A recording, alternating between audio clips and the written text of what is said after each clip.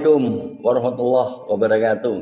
Sahabat semuanya, alhamdulillah kita bisa jumpa lagi lewat pembahasan mengenai manusia. Kali ini saya akan mengedepankan tentang pembahasan soal manusia. Kalau kita lihat, yang pertama saya akan mengedepankan teori pembahasan tentang manusia yang dikemukakan oleh Socrates. Bagaimana Socrates mengedepankan tentang manusia? Baiklah, kita mengenal dulu. Socrates adalah salah satu filosof Yunani kuno. Beliau hidup pada masa 470 sampai 399 sebelum Masehi. Socrates ini seorang filosof Yunani kuno. Beliau tidak meninggalkan catatan dalam bentuk buku yang terkodifikasi, misalnya buku tentang manusia oleh Socrates. Tidak. Beliau tidak menulis buku. Namun, ucapan-ucapan beliau, kalimat-kalimat yang disampaikan beliau kepada murid-muridnya, itu banyak yang ditulis oleh murid-muridnya. Gagasan-gagasan beliau tentang manusia itu banyak ditulis oleh murid-muridnya. Salah satunya adalah yang bernama Plato. Socrates menyampaikan bahwa manusia sebagai makhluk sosial, hal ini dapat kita lihat dari berbagai dialog-dialog yang ditulis oleh murid-muridnya. Dalam pandangan Socrates, manusia dianggap sebagai makhluk yang memiliki kemampuan untuk berpikir rasional. Dan manusia itu sendiri memiliki jiwa yang di dalamnya terdiri dari 3 bagian. Yang pertama adalah rasional, kemudian emosional, dan nafsu. Socrates percaya bahwa manusia memiliki potensi untuk mencapai kebijakan, untuk mencapai kebijaksanaan, untuk mencapai kebaikan melalui proses berpikir kritis dan refleksi diri. Socrates juga menekankan pentingnya hubungan sosial dan interaksi dengan orang lain untuk mencapai sebuah kebijaksanaan dan kebaikan. Ia percaya bahwa manusia tidak dapat mencapai kebijaksanaan secara individu. Untuk mencapai kebijaksanaan itu harus diraih melalui diskusi dan dialog-dialog dengan orang lain. Karena itulah Socrates beranggapan bahwa manusia adalah makhluk sosial.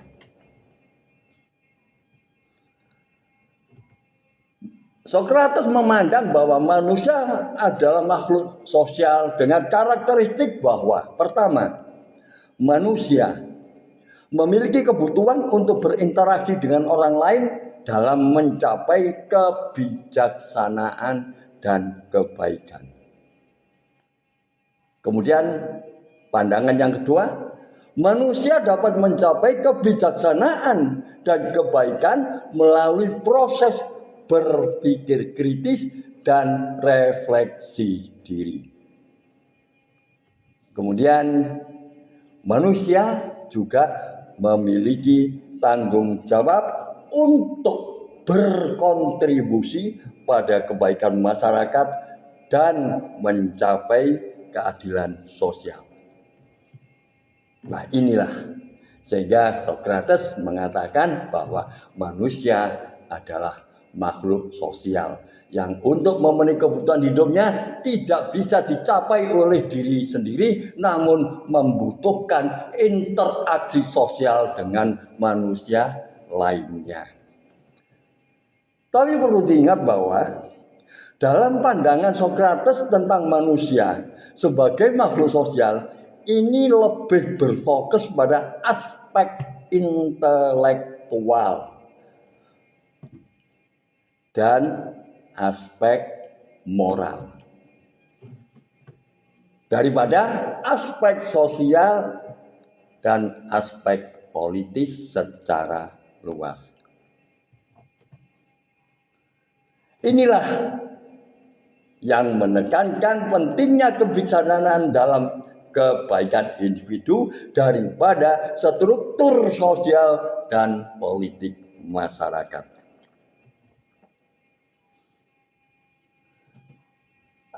Kalau kita lebih lanjut, siapa saja murid-murid Sokrates yang sangat kita kenal? Baiklah, kita berikan contoh saja. Yang pertama adalah Plato. Hidup pada tahun 428 sampai 348 sebelum Masehi. Plato ini merupakan salah satu murid Sokrates yang paling terkenal dan berpengaruh. Ia menjadikan filosof yang besar. Ia berhasil mendirikan akademi di Athena, salah satu institusi pendidikan tinggi pertama di dunia barat. Plato banyak menulis dialog-dialog yang menggambarkan metode dan gagasan Sokrates, termasuk antara lain adalah manusia adalah makhluk sosial. Kemudian murid yang kedua adalah Xenopon. Xenopon ini hidup di tahun 430 sampai 354 sebelum Masehi. Xenopon ini bergerak di bidang kesejarawan, sehingga dikenal sebagai seorang sejarawan dan filosof yang juga dia berhasil menulis berbagai macam karya yang menggambarkan kehidupan dan ajaran Sokrates, termasuk apologi Sokrates dan memorabilia itu sendiri. Kemudian murid yang terkenal yang lainnya adalah Antisthenes. Hidup pada tahun 445 sampai dengan 365 sebelum Masehi. Antisthenes adalah seorang filosof yang menjadi murid Sokrates dan kemudian mendirikan aliran sinik. Apa aliran sinik itu? Yakni sebuah pemahaman yang menekankan pada pentingnya hidup sederhana, menolak kemewahan. Dan murid yang terkenal yang keempat adalah Aristippus. Hidup pada tahun 435 sampai dengan 356 sebelum Masehi. Aristippus juga seorang filosof dan kemudian mendirikan aliran hedonisme. Jadi ia menekankan pentingnya mencari kesenangan dan menghindari rasa sakit. Lah itu murid-murid Sokrates yang sangat terkenal, yang banyak dijadikan rujukan oleh para filosof-filosof era zaman berikutnya. Kemudian dari murid-murid Sokrates ini semua memiliki pandangan dan pendekatan yang berbeda-beda dalam memahami dan mengembangkan gagasan-gagasan Sokrates.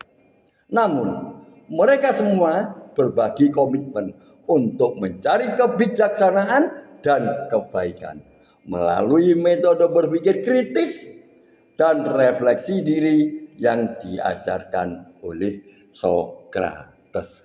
Ini secara singkat bagaimana pandangan Sokrates dalam melihat sosok manusia. Sekarang bagaimana pandangan Islam tentang manusia? Islam menempatkan diri manusia adalah makhluk yang mulia, yang memiliki kedudukan tinggi di sisi Allah Subhanahu wa ta'ala. Mari kita lihat satu persatu. Yang pertama, manusia adalah sebagai khalifah di bumi. Allah berfirman di dalam surat Al-Baqarah ayat 30. Wa qala rabbuka lil malaikati inni ja'ilun fil ardi khalifah. Ingatlah ketika Tuhanmu berfirman kepada para malaikat, aku hendak menjadikan khalifah di bumi.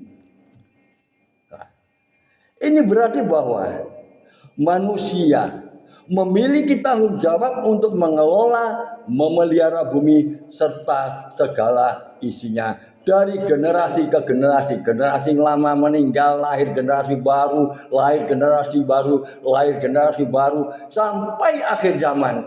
Yang namanya manusia itu adalah khalifah bumi yang memiliki merawat kelestarian alam hingga kelak akhir anak cucu terus menerus bergantian generasi pun punya kewajiban memelihara kelestarian alam, kelestarian bumi.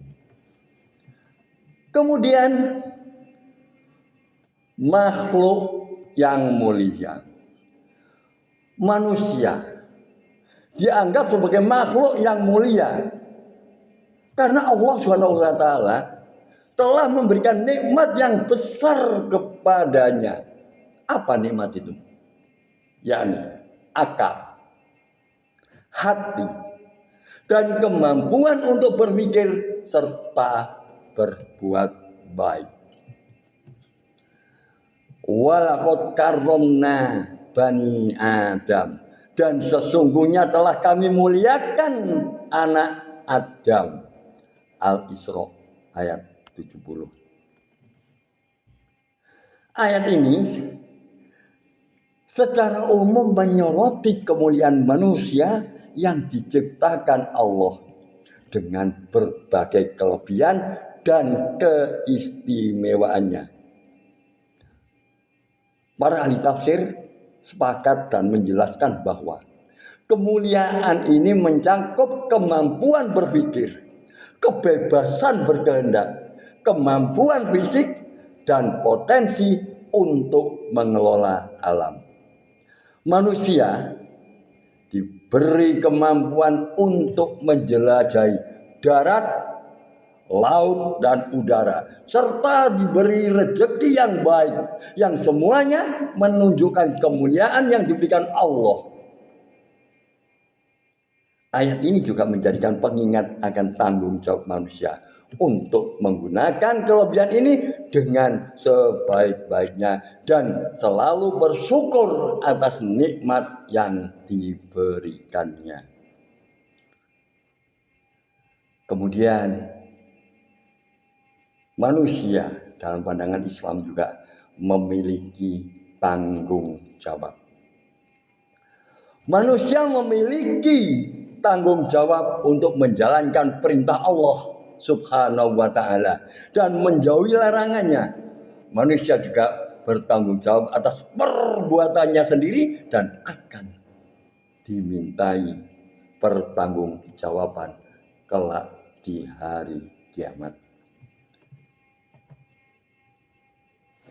Dengan demikian, setiap langkah yang diperbuat semua mengandung konsekuensi tanggung jawab.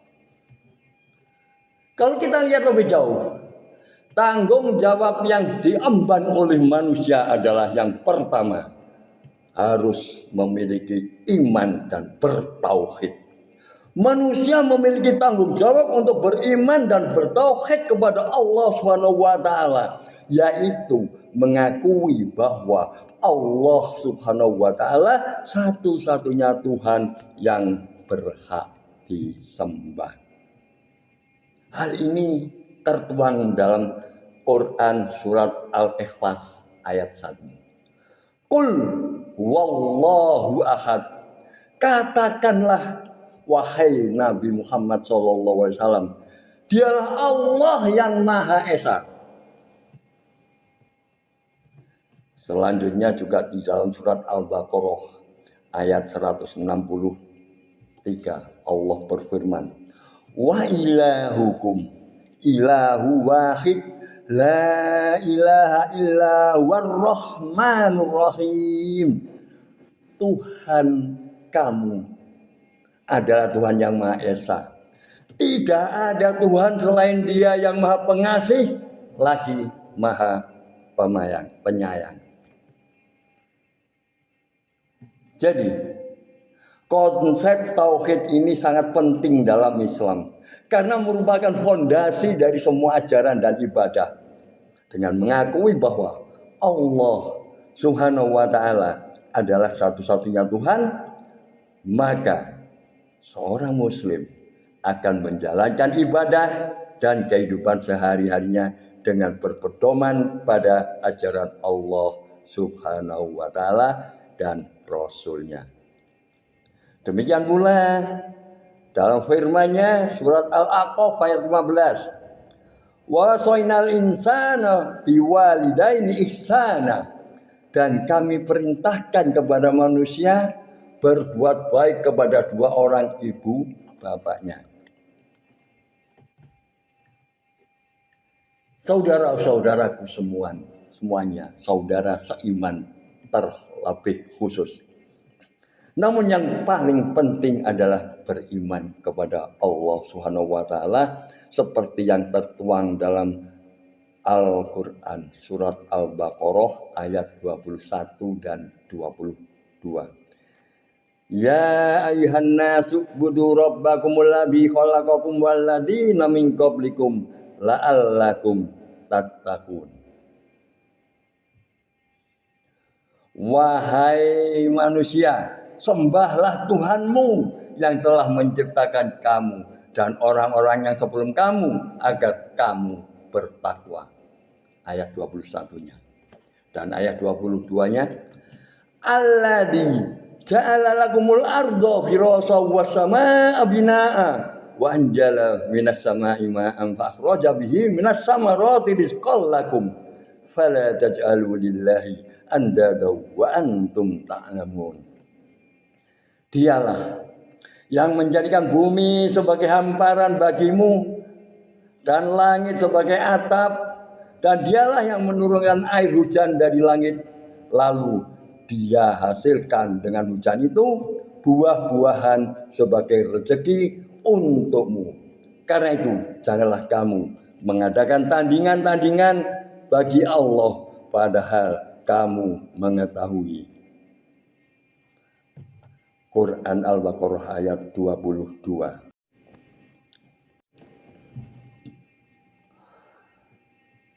Kemudian juga memiliki kewajiban menjalankan perintah Allah Subhanahu wa taala. Manusia memiliki tanggung jawab untuk menjalankan perintah Allah Subhanahu wa taala dan menjauhi segala larangan-larangannya. Sebagaimana firman-Nya dalam surat An-Nisa ayat 59. Ya ayyuhalladzina amanu atiiullaha wa atiiur rasul wa ulil amri minkum. Hai orang-orang yang beriman, taatilah Allah dan taatilah Rasulmu dan ulil amri di antara kamu. Jadi kita wajib mentaati Allah dan mentaati Rasulnya sekaligus juga ulil amri di antara kamu atau pemimpin-pemimpinmu. Kemudian bagaimana? Tanggung jawab berikutnya adalah beribadah kepada Allah. Manusia memiliki tanggung jawab untuk beribadah kepada Allah SWT dan tidak menyekutukannya dengan apapun. Sebagaimana Allah berfirman, "Wa ma khalaqtul jinna wal insa illa liya'budun." Dan aku tidak menciptakan jin dan manusia melainkan supaya kamu menyembahku. Quran surat Ad-Dariyat ayat 56. Kemudian manusia juga punya tanggung jawab berbuat baik kepada sesama. Manusia memiliki tanggung jawab untuk senantiasa berbuat baik kepada sesamanya, termasuk pada orang tua, kepada keluarga, kepada sahabat, kepada teman, kepada masyarakat. Wa wasainal insana biwalidaini ihsana.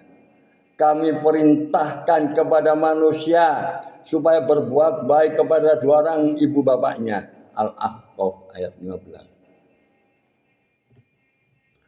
Dan yang lebih harus kita perhatikan lagi, pandangan manusia menurut syariat Islam adalah memiliki tanggung jawab atas perbuatannya sendiri. Manusia memiliki tanggung jawab atas perbuatannya sendiri dan akan diminta pertanggungjawaban di hari akhir. Tanggung jawab pada diri sendiri ini tertuang di dalam Quran surat Al-Isra ayat 13 yang artinya, dan tiap-tiap manusia itu telah kami tetapkan amal perbuatannya sebagaimana tetapnya kalung pada lehernya, dan kami keluarkan baginya pada hari kiamat sebuah kitab yang dijumpainya terbuka. Inilah beberapa contoh tanggung jawab manusia di hadapan Allah SWT beserta dalil-dalil yang memerintahkannya. Manusia harus menyadari jika tanggung jawab harus selalu berusaha untuk dijalankan dengan baik. Sekarang bagaimana? Manusia adalah memiliki sebuah keterbatasan. Manusia diciptakan oleh Allah sebagai makhluk yang mulia, tetapi manusia juga diberi keterbatasan oleh Allah. Manusia memiliki keterbatasan dan kelemahan, namun Allah SWT telah memberikan kemampuan untuk mengatasi keterbatasan tersebut melalui iman, amal soleh, dan doa. Dalam Islam, manusia dianggap memiliki keterbatasan dalam beberapa aspek. Antara lain, yang pertama, keterbatasan ilmu. Manusia memiliki keterbatasan ilmu dan pengetahuan. Sedangkan Allah SWT memiliki ilmu yang luas dan tidak terbatas. Sebagaimana firman Allah dalam surat Al-Isra ayat 85. Wa yas'alunaka 'anil ruh qulir ruhu min amri rabbi wa ma utitum min ilmi illa qalila. Dan mereka bertanya kepadamu tentang roh. Katakanlah, roh itu termasuk urusan Tuhanku, dan tidaklah kamu diberi pengetahuan melainkan sedikit. Kemudian keterbatasan kedua adalah keterbatasan kekuatan. Manusia memiliki keterbatasan kekuatan dan kemampuan. Sedangkan Allah SWT memiliki kekuatan yang tidak terbatas. Allah berfirman, la yukallifullahu nafsan illa wus'aha. Allah tidak memberatkan seseorang melainkan sesuai dengan kesanggupannya. Al-Baqarah ayat 286. Kemudian yang ketiga adalah keterbatasan waktu. Manusia memiliki keterbatasan waktu dan umur. Sedangkan Allah SWT tidak terikat dengan ruang dan waktu. Walikulli ummatin ajal. Fa idza jaa ajaluhum la yastakhiruna syai'a wa la yastaqdimun. Tiap-tiap umat mempunyai batas waktu. Maka apabila telah datang waktunya, mereka tidak dapat mengundurkannya barang sesaat pun, dan tidak dapat pula memajukannya. Quran surat Al-A'raf ayat 34. Dan kemudian yang keempat keterbatasannya adalah keterbatasan dalam menghadapi cobaan. Manusia memiliki keterbatasan dalam menghadapi cobaan dan kesulitan.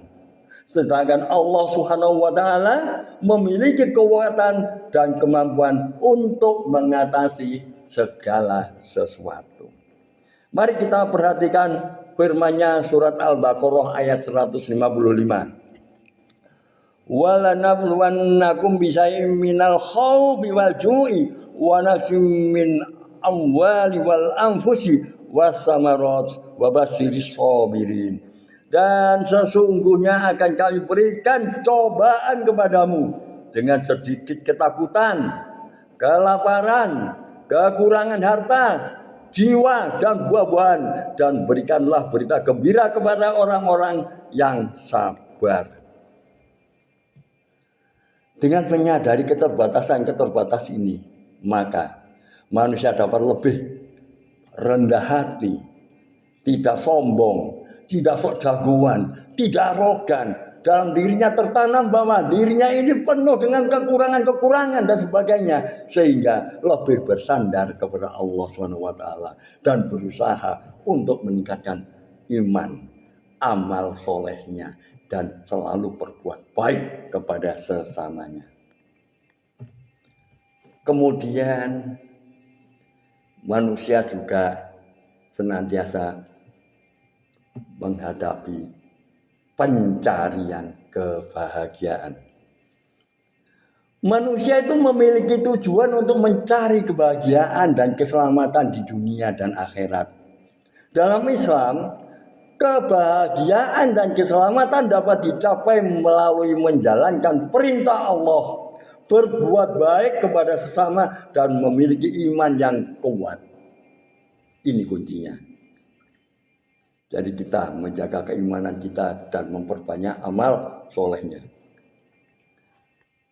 Al-Quran sebagai petunjuk dalam berkehidupan ditanamkan dalam dirinya bahwa Al-Quran memberikan kesadaran, yaitu kebahagiaan sejati berpindah dari kebahagiaan relatif.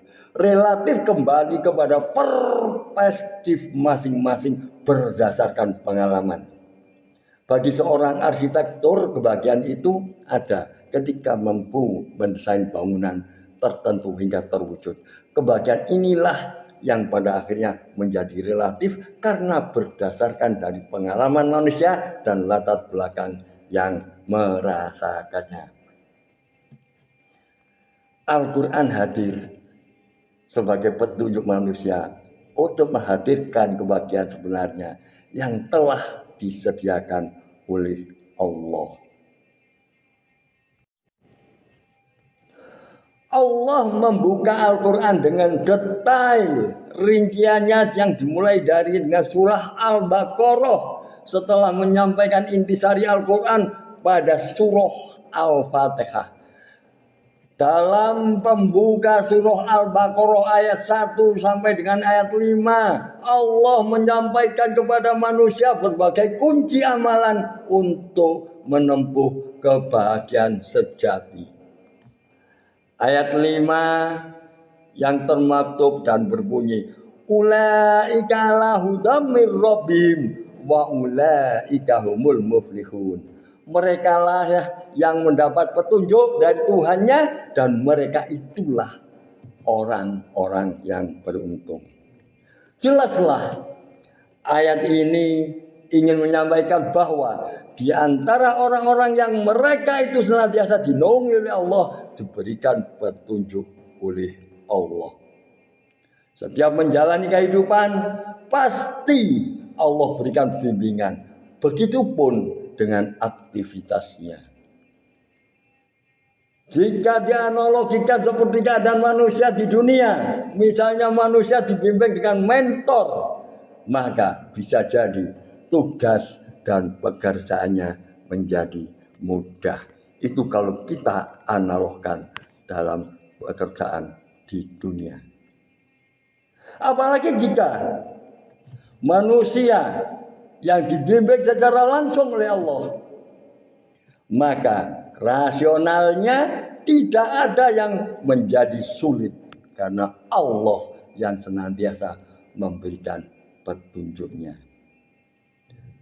Semua itu akan secara otomatis mengantarkan manusia pada kebahagiaan yang sebenarnya.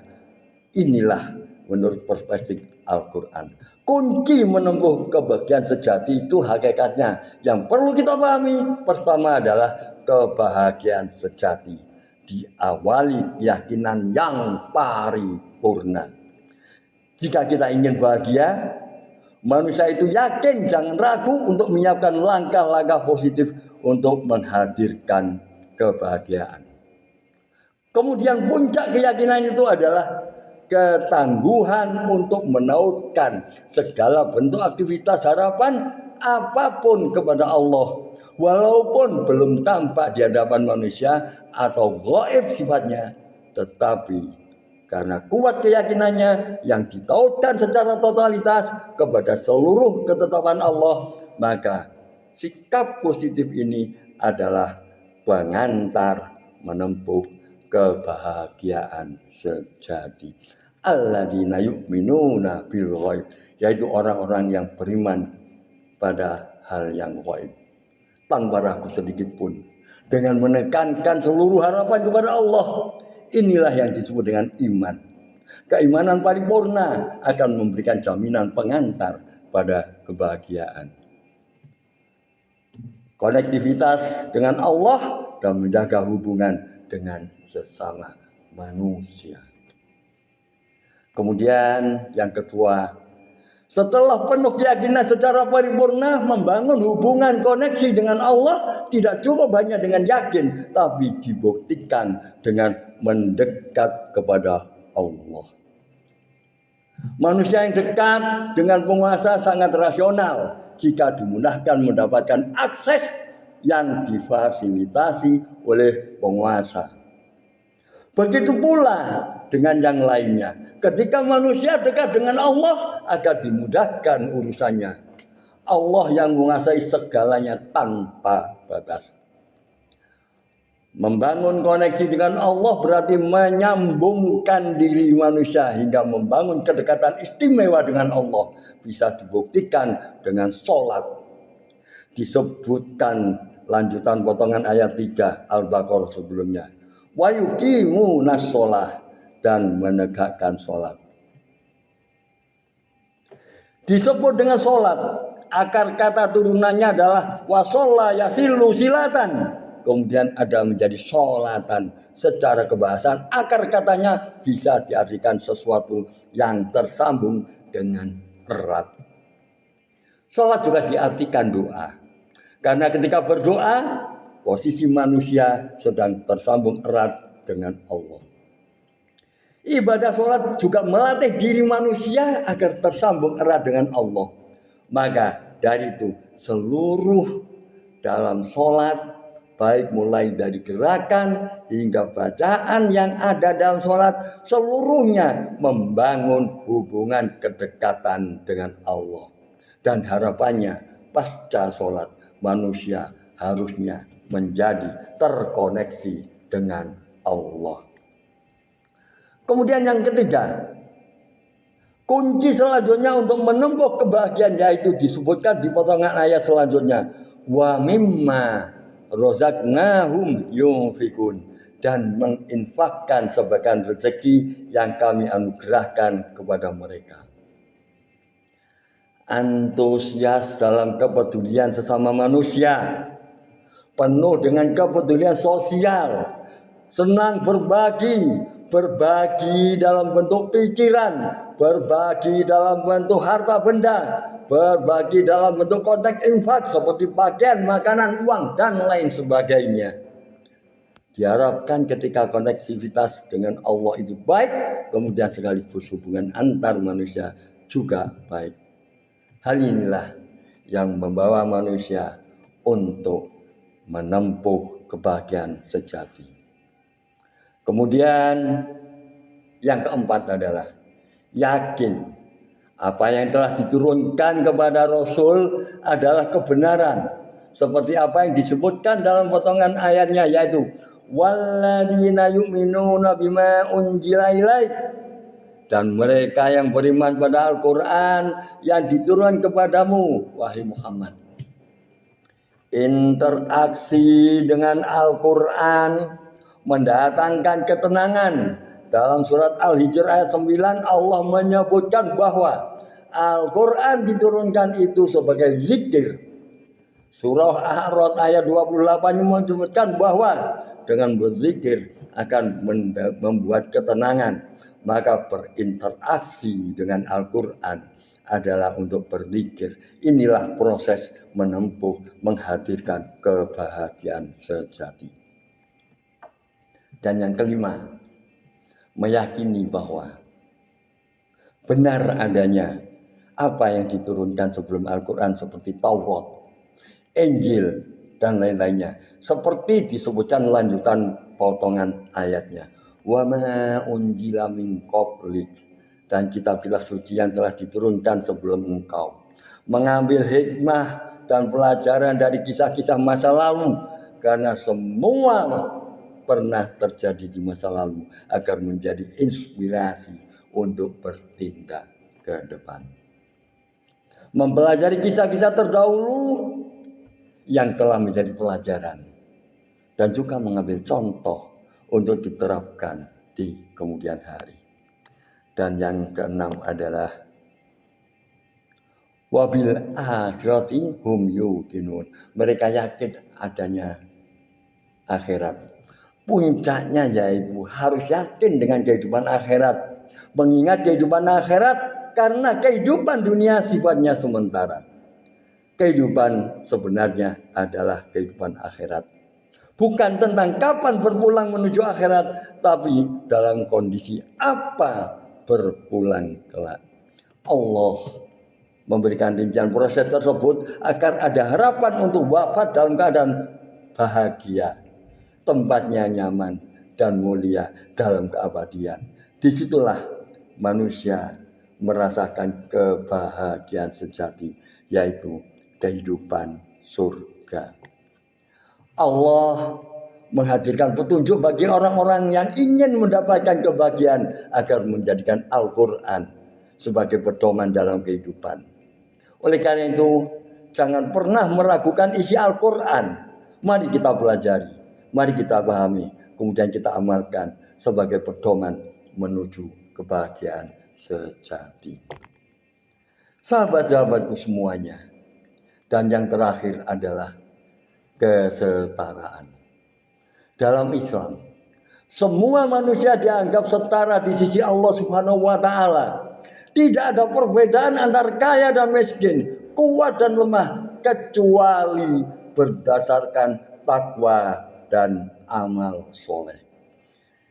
Ya ayuhan nas inna khalaqnakum min dzakarin aw unsa wajalnakum suban wa qabaila litarafu inna akramakum indallahi atqakum innallaha alimun khabir. Hai manusia, sesungguhnya kami menciptakan kamu dari seorang laki-laki dan seorang perempuan dan menjadikan kamu berbangsa-bangsa dan bersuku-suku supaya kamu saling mengenal. Inna akramakum indallahi atqakum. Sesungguhnya orang yang paling mulia di sisi Allah di antara kamu di sisi Allah ialah orang yang paling takwa di antara kamu. Sesungguhnya Allah Maha mengetahui lagi Maha mengenal. Jadi jelas kesetaraan di hadapan di sisi Allah itu ialah inna akramakum indallahi atqakum. Jadi bagaimana seseorang itu yang paling takwa, orang yang paling mulia di sisi Allah ialah orang yang paling takwa di antara kamu. Akramakum indallahi atqakum. Karena itulah kita harus senantiasa meningkatkan iman dan takwa kita kepada Allah agar kita kelak menjadi orang yang mulia di sisi Allah. Inilah sahabat semuanya, pandangan Islam tentang manusia, menekankan pentingnya menjalankan perintah Allah, berbuat baik kepada sesama, dan memiliki iman yang kuat untuk mencapai kebahagiaan dunia dan akhirat, untuk mencapai keselamatan dunia dan keselamatan akhirat. Semoga uraian yang cukup panjang ini bermanfaat dan mampu meningkatkan keimanan kita, menyadarkan akan tugas dan kewajiban kita sebagai seorang hamba manusia. Assalamualaikum warahmatullahi wabarakatuh. Sampai jumpa di acara berikutnya.